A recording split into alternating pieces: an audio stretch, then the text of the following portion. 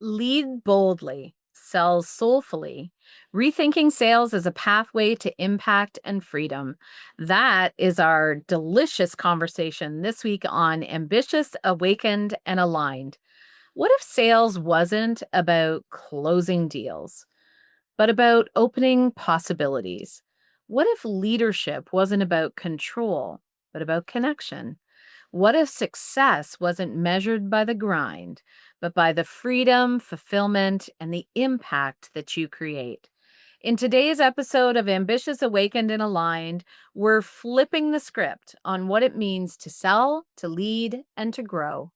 I'm joined by the powerhouse Kirsten Schmidtke, sales and success coach, corporate leader turned entrepreneur, and someone who brings equal parts grit, heart, and unstoppable energy into the way she helps high achievers scale their businesses without selling their soul to do it. We're driving into the psychology behind sales that feel good, the mindset that unlocks true growth, and the leadership it takes to create results that last. Whether you're an entrepreneur, a leader within an organization, or someone standing at the edge of their next level, this conversation will challenge what you think you know about success and invite you to lead boldly and sell soulfully.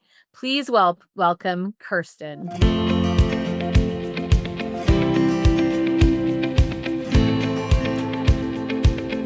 Oh, I'm so excited to have you here, Kirsten. We speak the same language. We've had similar experiences. And so, welcome to the podcast. Thank you for having me. I'm excited to be here. It's so fun. So, one of the things that I love about our connection is your story. You've walked the high stakes world of corporate sales and now guide leaders to do it differently. So, what would you say was the turning point that made you realize there had to be another way? Well, I can still remember if I went into the calendar, I could probably tell you the day, but it was the first week of January in 2021, and I didn't want to get out of bed. Mm, I felt that I had shared very clearly with my management team of what I wanted to create in my career, where I wanted to go, the next role I wanted to have. I had felt that I had, yeah, put myself out there, had some incredible conversations, and was met with a different, well, in sales territory. I was with a different assignment, let's call it, than I felt was aligned with my goals. And I'll never forget that first week of January, never having felt so incredibly stuck in my career. Just mm, really, I mean, we can call it the glass ceiling, but I just really felt like I was up against a brick wall, and I didn't know where to go or what to do. And it was at that time that I sought out coaching for the first time, and I mean, I guess we could say the rest is history. But through that process, learned a whole other way of being, mm, a whole other way of leading, and as a result, it led to a different career path. mm. What were some of those first things in the coaching experience that you were able to see into yourself differently? What was that experience for you? Because when I we're would in corporate, we know one way, right? It's and again, our stories are aligned. I started my career in corporate, in that high achieving, driven, high tech sales. We both come from the tech sales world. And it's the way you know. So what were some of those first aha moments of, wow, I'm seeing myself differently? yeah. Well, right off the bat, everything's outward facing. If you Mm, think about it, or like outward, I know that language will resonate with you, Lori, but mhm, in a sales role, something, yeah, high pressure. I mean, technology is always changing, so it's fast paced.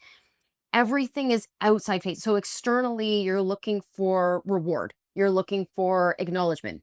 You're looking for validation. Like, did I do it right? Did I mm, do it did I do it in the right way, or the accepted way, or the way that everyone else is doing it? And as a result, you also start to believe that you want the things that other people have, mm, whether it is the role or the title or the accolades or the awards. And so I think the first thing that really shifted for me was to take a step back. And I'll never forget my coach asking me, like, what do you want? Mm. What do you want? And believing that there was a right answer. Like, really believing that it was like, "Oh, I wanna, have purpose and fulfillment in my job," and she was simply just asking me, like, "What do you really want or desire for yourself?" Right? There was no right answer, like, I couldn't get it wrong. What? There's no right answer? That's And I so think right? And I think that yeah. was the first time where all of a sudden I was like, "Whoa, you're telling me I have to, like yeah, just think differently, to slow down my thinking, Mm. to really connect to the voice, the intuition, whatever, my soul was trying to tell me. What I think really for me was kind of a great kind of blend of experiences was I was really exploring yoga as more of a spiritual practice than a method of exercise. And so that just lended itself really well for me to learn how to connect with myself and understand what it was I wanted and to listen to that, rather than, yeah, seeking the external, and like I said, the validation, the reward, but also, up until that point, I believed that what I saw was the only way to succeed. Like, what Mhm. I could see, like right in front of me as evidence, was the only way to do it. I didn't know that I could take full responsibility, ownership, and create, like be in the creative way of being and make the life that I wanted to live, rather than just reacting to like the external circumstances that surrounded me every day. Mhm, or even to understand that there's a way to tap into our body to experience that vibration that brings things to, like, magnetizes instead of that, like, always on the go, go, go. So it's when you think about that traditional approach to sales, it's so funny because I look back at those d like, at my own sort of sales and sales leadership days, and I just think, like, there was a formula for everything, and every month it was, what are the results this month? And so for you, what have you recognized were some of the things that now looking back feel very broken in how you now would approach selling and and success? Yeah. Well, the first thing that came to mind as you were sharing was like the language around like attracting clients Mhm. never would have been spoken, never is spoken in a corporate, No. like sales room, let's call it, or when you're reviewing results, or trying to figure out how you're going to hit your quota or hit your plan. I'm going to sit back and let the clients come to me. Like that would never Could be. you imagine if we'd said that in one of those rooms? And so like that was kind of the first thing that I was like, what's and now, I'm not saying that, maybe that is exactly like the solve or the solution. That wasn't the question. The question was like, what's broken, right? Mm, And I would say, but the language and the approach, um, over time can start to really push on the transactional. And mhm, as a result, what I find is it starts to be more about the output, the doing, and less about the relationship building and human beings connecting, having conversations, really trying to solve problems. And, I really do believe that when we do understand ourselves better, we can understand other people better. And that's where that idea of attracting clients and attracting customers comes to you, right? Because, or comes in, because when we understand who we are and we're really aligned with our sense of who we are being, mhm, that is attractive, right? Like that magnetizes people, like, oh, Kirsten's clear on what she's up to. She's clear on how she solves problems. She's clear on how she can make my like pain, problem, challenge go away. mm, That's what I mean when we say attracting, like that's going to attract a client to me, where in that world we wouldn't speak that way at all. It would just be, how can you do more for them, do more for them, do more for them, to the point where, are we doing anything for them, or are we just creating work for work's sake? And so mhm, that's the first thing that really comes to mind, is this kind of pushing, like creating output for the sake of creating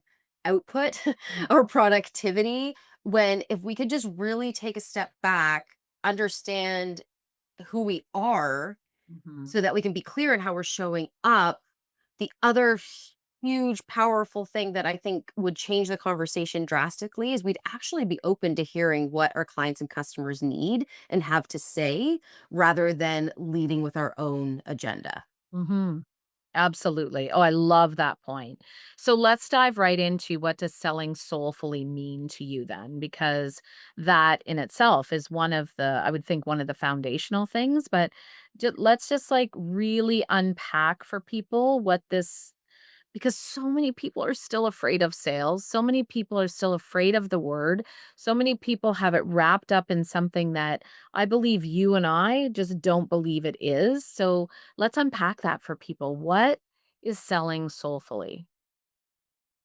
So, to me, selling soulfully is selling in a way that is authentic and true to who you are. Mm, Another way of describing it would be selling from the source, like the source of who you are being, who you are, your values, your mhm, beliefs, what comes naturally, what feels good to you.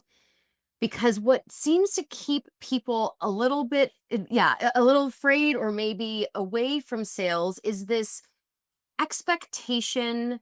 um what's another word for it? This idea that sales needs to be done the way they've seen other people do it, mhm, or there's a certain personality, or there's a specific language I have to use, or I have to follow a script, or I have to convince or manipulate I someone. really wanted to ask you about scripts. So I love that you brought that up. Yeah, okay. But when we are selling soulfully, we're guiding our conversations, our sales process, our sales motion Mm, in a way that is aligned to our values and what we like what we're selling, like having belief that in ourselves and in the product or service, we have belief that that can change the other person's world, that can make their dreams come true, that can, you know, they've been up all night thinking about something, we can help them sleep at night mm, when we really connect to what it is that we're selling, mhm. because because it's serving someone else, because it's helping and guiding someone else. And when we do that, we align that with our values. That's where that selling soulfully comes through, because it's genuine, it's authentic, it's natural. And I really believe people can excel, like anyone can sell when they can connect and sell in this way. Absolutely, because you're being.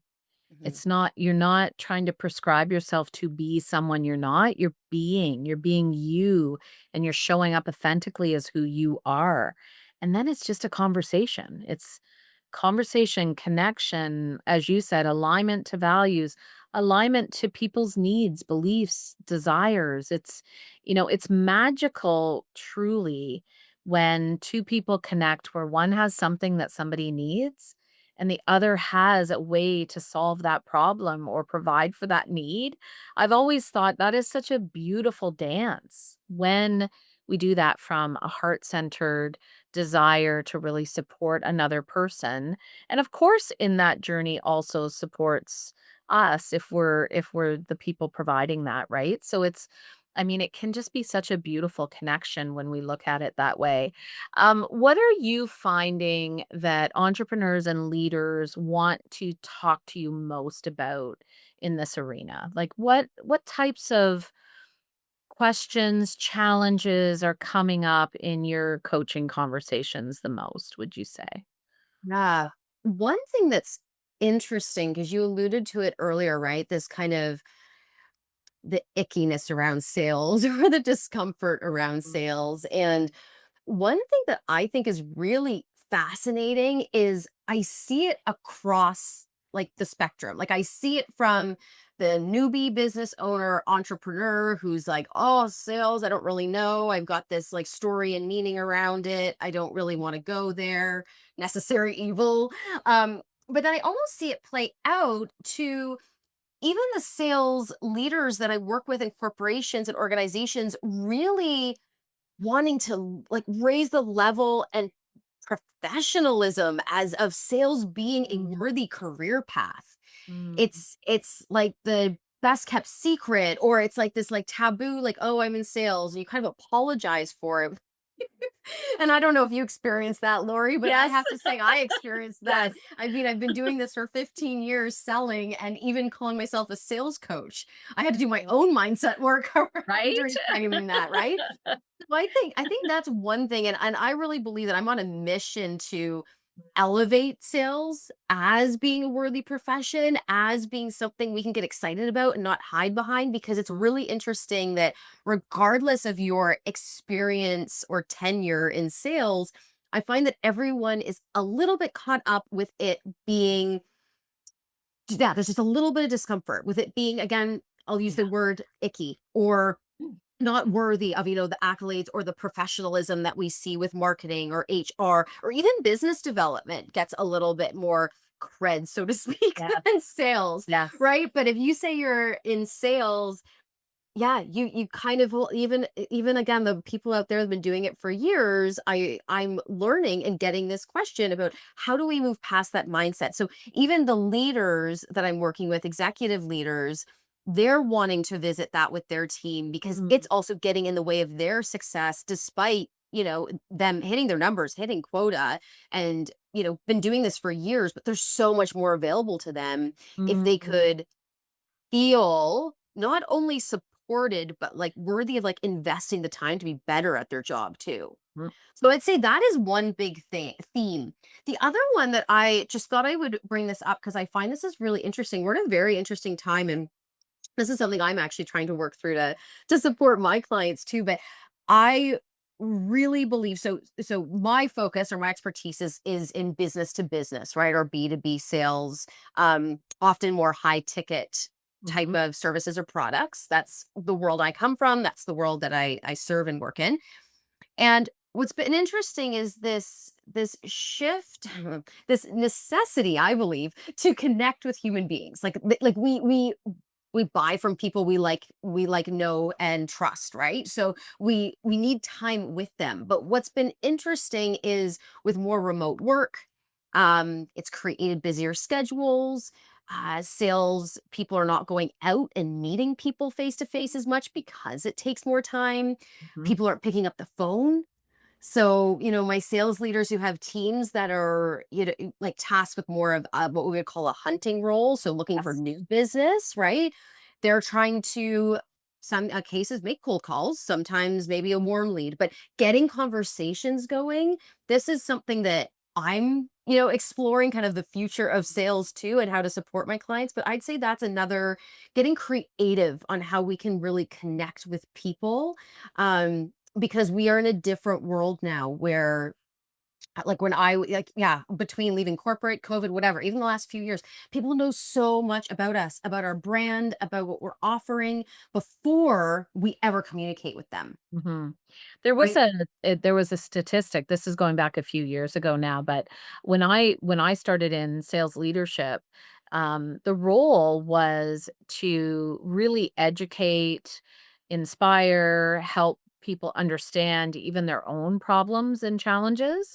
So you really were a valued resource, like that consultative selling, that real problem solver, that advisor to someone was a really prominent role.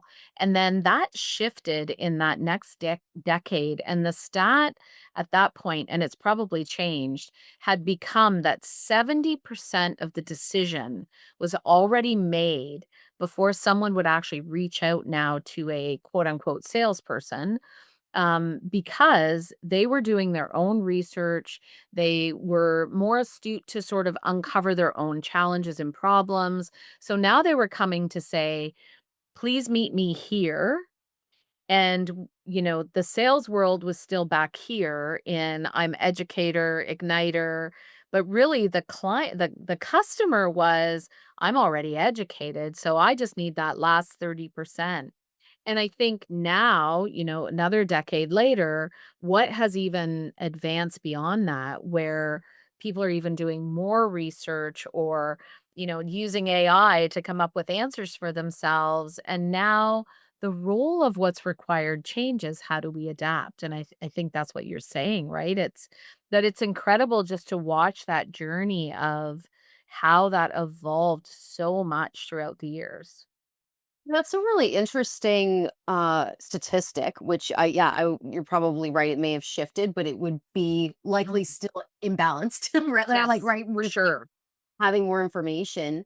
Um, and of course, coming from the technology world, you absolutely can fall into more of a commodity Yes, type based conversation, which is not where we want to be, right? We want to be having value driven conversations. And I think what's one of the biggest challenges for salespeople right now is, while organizations are looking for creative ways to add business value, right? mm, So maybe you're offering I mean, I know we've been doing assessments for years too, but looking at assessments, from a different perspective, or taking customers through like a possible journey or reinvention of reimagination of a solution or something of that nature, like getting really creative with different ways that we can help customers innovate. mm, But what's such a challenge for the salesperson is that that really slows down and delays the sales cycle. for sure. Right. So I think that's another challenge right now. And I mean, this could probably apply to multiple marketplaces and probably different scale size businesses.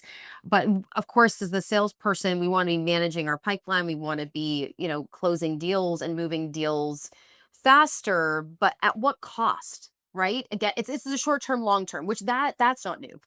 Mm, Right. Focusing on the short term versus the long term, that is not a new problem. But I think, yeah, this kind of distance, right, between, okay, we could really create this amazing concept, idea, vision for the customer, but like, how am I going to hit quota in the meantime? Or what am I going to close in the meantime as we create this, new solution? Um, and now I guess from the technology space, I think that's a lot of what, vendors are trying to do, is to create more transformation. Then that's where they're finding or trying to focus on more of the value that they provide versus the actual technology that solves the yeah. problem. And then that requires a different person, as we discussed. So from a leadership perspective, that even becomes an interesting part of your strategy, because how you would define an incredible salesperson in your organization before now requires a different skill set for them. Even the soulful word, right, is, are you able to build those types of connection? Do you desire that, or do you more enjoy the sort of transactional side of things? And that's where your gifts lie. So it really is, I think of, as you were talking, I'm thinking about someone who thinks soul first and thinks deep connection and thinks transformation and thinks invitation. That's a special person. Well, and yeah, you hit the nail on the head, because if we're not thinking big for customers and thinking possibility and this takes Mhm. space, but it also takes a different level of awareness in our own thinking and our own being to be able to think big. I that was one of the leadership principles. So I worked at Amazon Web Services for a number of years, and one of our leadership principles to think big. And that can be really difficult when you're trying to get all the stuff done and get all the things done. But today, like today's day and age, like salespeople need to be able to think big, because coming to the table and just say, "Hey, do you have a AI strategy or a generative AI plan?" A client, a customer, like that's not helpful, right? Instead, salespeople are really tasked with coming, "Hey, I understand this about your business. I talked to these 5 leaders within the organization, and there's a really incredible opportunity here to, I don't know, unlock potentially like improving the client experience or unlocking a new feature or functionality for you." Like that ability to think beyond the thing you're selling. Yeah, is, I would, like you said, it's a requirement, and it's a different type of person you're probably hiring or looking for or identifying that talent in a new way, versus just the output, right? The doing, and making the calls and that type of thing that worked 15 years ago. Yeah. And I love again the aligned work that you're doing of not just talking about salespeople, but talking about the leadership side of things and leading in a different way in order to be able to even sustain working in the capacity that you're describing. So, how have you noticed, even speaking with sales leaders or other leaders that you work with, how are you seeing that transition into something different? Like, share with us maybe some experience that you're having there as you try to have a different conversation in leadership. Yeah, I think what many leaders forget, or maybe we are bringing up in our coaching conversations, is that they really need to understand their people at a different level in order to support the business. Let me give you an example. I had a client who was, one of her one of her team members was really struggling with building confidence or really demonstrating confidence in front of customers and clients, and we did some coaching and work around it, directly with her. And then, the leader said to me, she says she wants to be in leadership though, like she wants to be more, like, give more leadership responsibilities, but not demonstrating them really with customers. And I asked her, I was like, well, what does leadership mean to her or look like to her? And of course, the question had never been asked. So the leader was leading her team member in a direction. I'm not sure it was, but I'm not sure there was an aligned direction. And so if someone's feeling not very confident or maybe not expressing themselves they want to in the role, like it could also be a result of them just feeling like they're being, I don't want to say forced, but like directed or guided in a way that doesn't feel aligned. So I'd say that is one big part, is leaders don't know it all, and owning that you don't know it all, and that's okay. Like Mhm. owning that even if they told you their goal was to go be a pilot and you don't know the first thing about piloting a plane, that's okay. It's okay not to have all the answers as a leader as well. So I would say that's one thing, like building people, so then the people will build the business, right? Because when you feel that your work is connected to what you want and what you want to create in your life, like that connects the dot to purpose, that connects the dot to fulfillment, that connects the dot to future opportunities to be in a meeting. Maybe it's for promotion, maybe it's a different role, just simply because your leader asked you what you wanted. Right. So I think that's a huge thing that was missing in my career. And I have found that has been missing for my clients as well, and has been really supportive in helping them to develop their people, but also strengthening the relationship, not only with their team members, but also with their leaders themselves. Mhm. So powerfully put. So powerfully put. I think sometimes what I've noticed, and I'm wondering if you even went through this yourself, when we're almost like asking for a higher calling of what the how you show up, who you are, how you be. And I went through this my own sort of, am I going to lose my edge? Because we were so used to that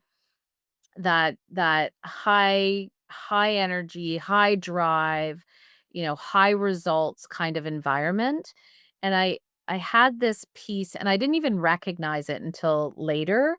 This little voice inside of me, my subconscious, and once I figured out what the voice was if I focus on those other things, if I focus on the well-being, if I focus on some of those softer skills of connection and hearing my people and all of those things, was I going to lose my edge? Did you have to have one or the other? And I'm wondering, have you ever kind of had that experience even as you've gone from being in corporate into your own entrepreneurship? Like, has that ever been a little voice? Yeah, that's a great question. And yes, I have experienced it. So I shared a little bit about my journey, a little bit how I got here. And I worked with a coach and it was awesome. And I was also really connecting with my spirituality. And of course, this kind of overlapped with the pandemic. And so lots of time and more space for myself. Felt really good not to have the pressure of, right, getting dressed and going out all the time and getting to the office every day. And what's really interesting is what I was kind of about last summer where I realized I had gone like all the way into my feminine energy. Like I had never really Amazing. thought, yeah, like I wasn't really aware of it. Yeah. It felt really good during COVID to really like access this whole other part of me that I hadn't really been thinking about. Again, I'd been in the doing, the go get 'em, the achiever, the like type A personality, like ambition, let's go. And this other side of like, oh, I didn't know I could like slow down, that I actually could be still, that I could get back to like, Mhm. my passion in life was being a dancer. So like moving my body in that way again and not just lifting weights and running. Like I really could, but then in the summer, I was kind of assessing my business in, July, August. I always do my own version of some space and time to kind of see where I am and where I want to go. Although let's be real, I'm checking in on my goals like daily, if not We monthly, can't but leave that part behind, yeah, Kirsten. but It's so part July of and us. August going, okay, this has been really lovely and really fun. And though I've lost the masculine, like I had like the masculine energy. And for, those listening, like if that language isn't familiar to you, like we think about the feminine being the creating, the being, more of the stillness, the flow, the fluidity, and the masculine energy being one who's doing in action, like going, right? Leaning forward, leaning in. And um I I think, yeah, along the way, I think I really tried to quiet parts of that because I thought it was required to be a really effective coach. That's what's interesting. I thought that if Wow. I needed to quiet the doing so that I could really be open and aware to listen and be just like a conduit to help, clients, right? To just really be able to hear what they were saying and, yeah, be able to really support them in what they needed. But then I realized, yeah, I was like, but there's this whole part that has made you like, not, I shouldn't say made you successful. Let me rephrase that. Connecting to that masculine has served you and it has felt good. It doesn't have to feel forced. It actually didn't feel forced. You just didn't know there was another way of being. So I'd say I spent the last 6 months trying to find the flow of both, right? I mean, we could say balance, but the truth is at any given moment it's going to shift and change. And so really embracing actually the masculine side and the masculine energy and how that can serve me in building my business and in serving clients, like really even sharing some of that energy with them to get them into action, to get them into doing, because there's so much value in slowing down. Like I said, coaching, finally someone asked me, like, what do you want? Connecting to that part of you.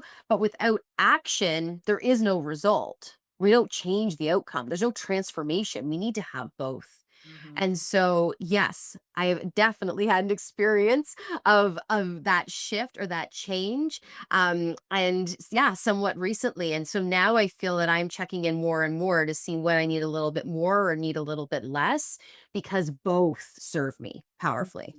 So beautifully communicated, Kirsten. I love that because both end. I think we've spent so much time having so much polarity of it's either this or it's this. And I've just come to recognize the more that you see things coexist, like focus and flow are so beautiful together, and ambition and alignment are so beautiful together, right? So I came to that place as well when I went through that. Am I gonna lose my edges? We want to weave those things together in a way that is authentic for us, and for everyone that's different. But you and I hold that ambitious drive part of who we are, and it's magical when we figure out how to align it with also the nurturing and the curiosity in those pieces. So I love your answer. It's amazing. One of the things that I hear a lot is leaders want to have the conversation we're having right now, and they've hit all of those external accolades, and they love hearing that there's another way, and yet they just don't know what the first step is, where to start that journey. And so instead of taking a step forward, they just kind of stay stuck in that, let me go do more. So what would you say as you're working with your clients? What are some, like, they already know, they're already feeling the unfulfillment. I think so many people are feeling that right now. What would you invite people to start exploring first? This is reminding me of a client I had, that was he was a little hesitant to coaching. Like, he wasn't quite sure how it was gonna help him. But that's it. He was There's stuck. lots Like, of that. yes. Yes. Yes. But at the same time, he was like you just shared, right? Like, not really where I want to be. I think it kind of ended up here by accident. Like, it's been a good run. Like, you're right. Like, it's been good 10 years. But like, is this really where I want to be and where like I really want to go? And so the word goal can feel so overwhelming sometimes, or maybe a little bit scary, because when we think about maybe goals that are fitness related, it's going to take lots of energy and lots of time and or something, or goals have to be these like big pie in the sky dreams that are almost unimaginable. Like, they kind of grow. And the first thing that I would offer to someone is to ask the question that I was asked, really, like, what do you want? Like, what is the goal? Mhm. Right. And what is what is the life you want to be living? What does fulfillment look like to you? What does being connected to work look like?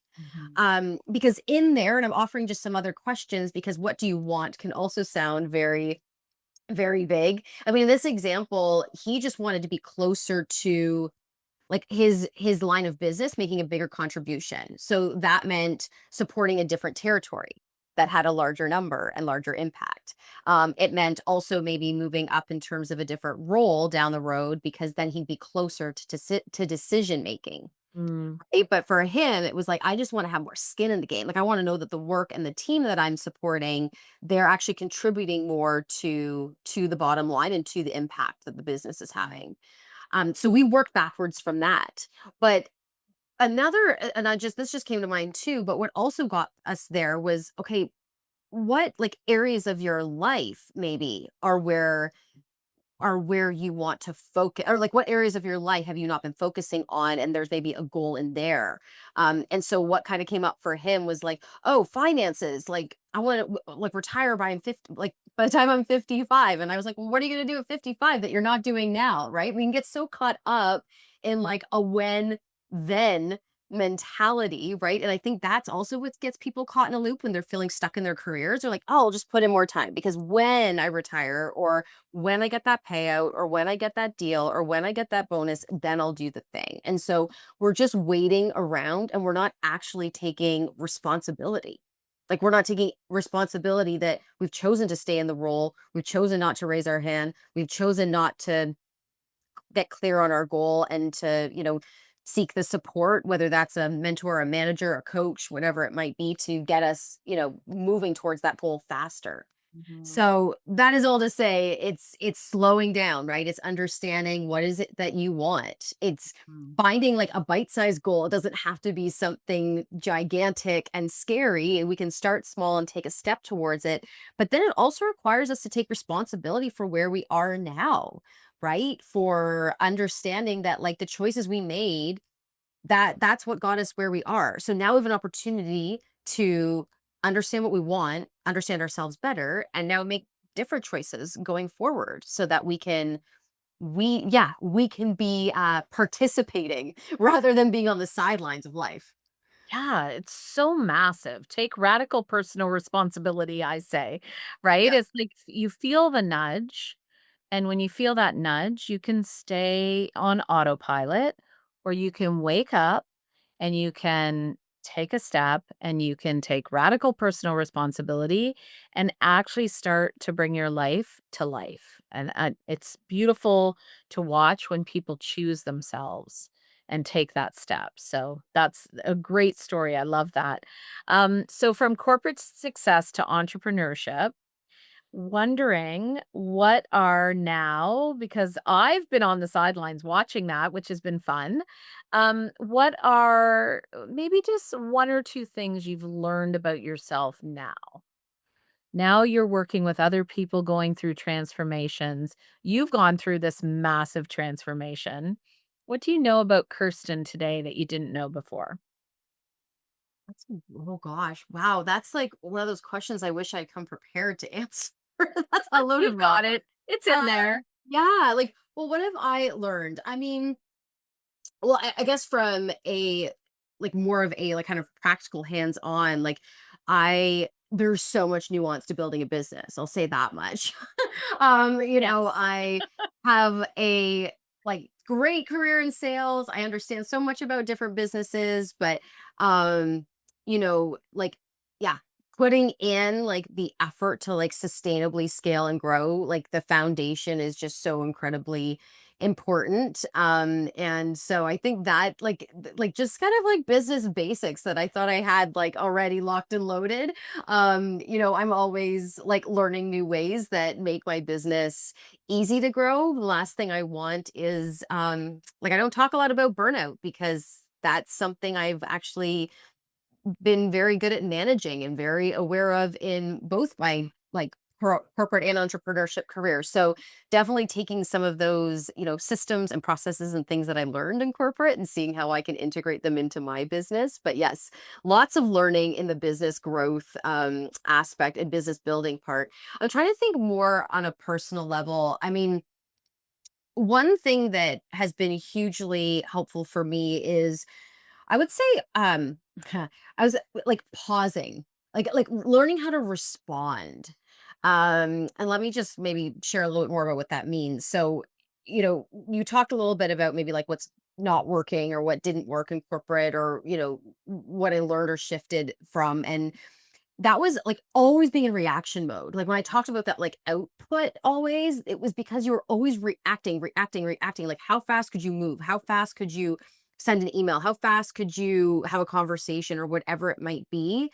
And as a result, like, you are in a reactive state. So if someone says something to you that I don't know, just rubs you the wrong way, you maybe snap or like you say something, quick and short. Or you get upset or you get that email and you spiral, right?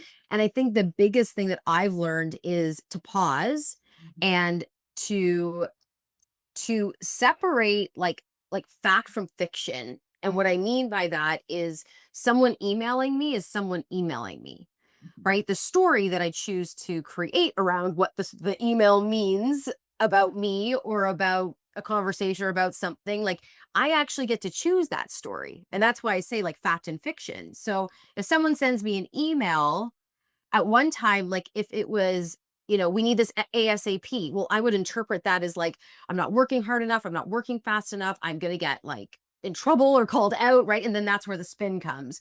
Versus, I think the one of the biggest transformations, like being coached and doing this work, is being able to respond, to slow myself down and go, okay, that was an email.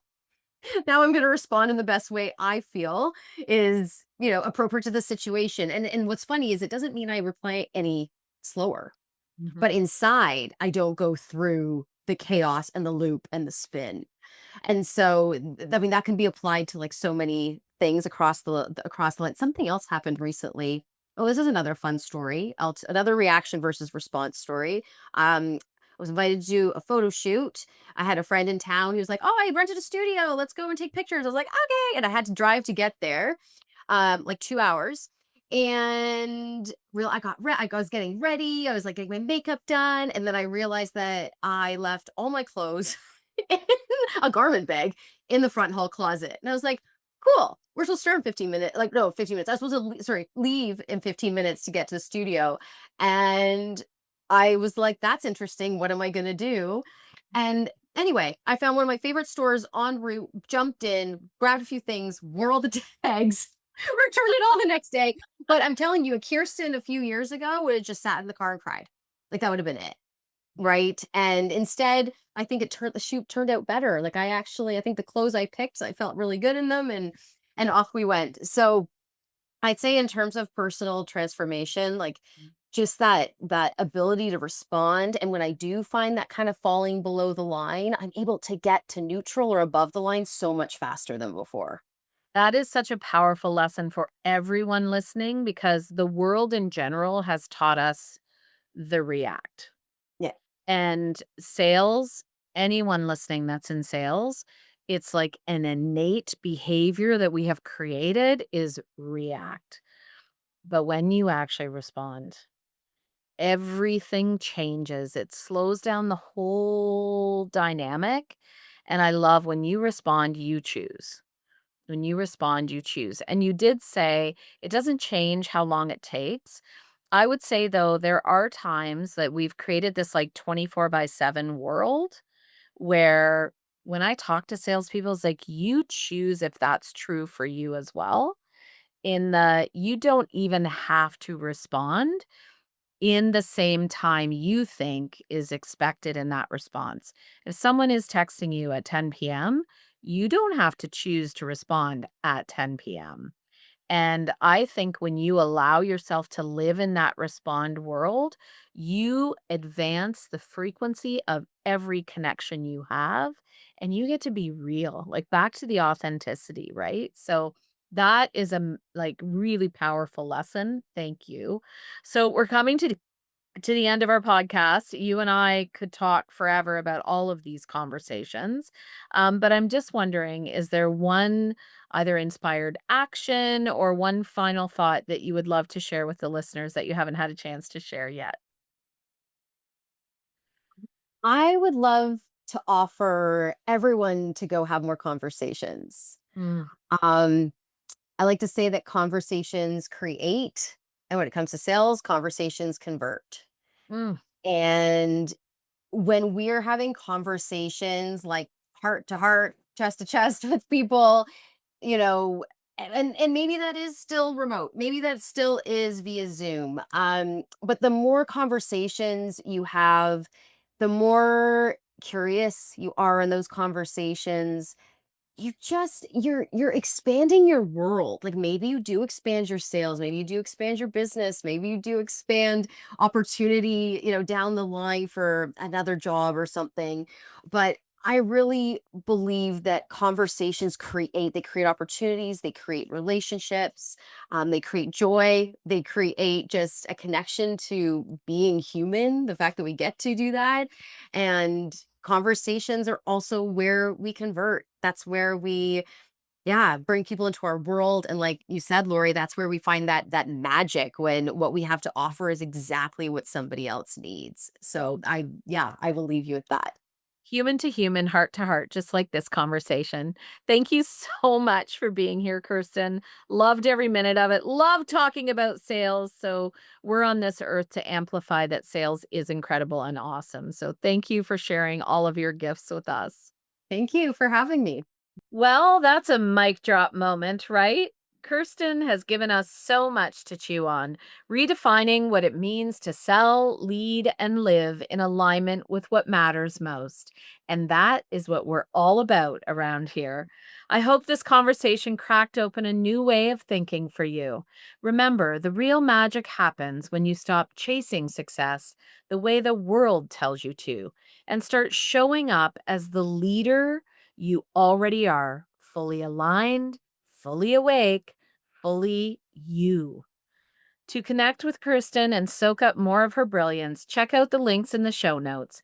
And if this episode spoke to you, share it with someone else who's ready to lead boldly and sell soulfully.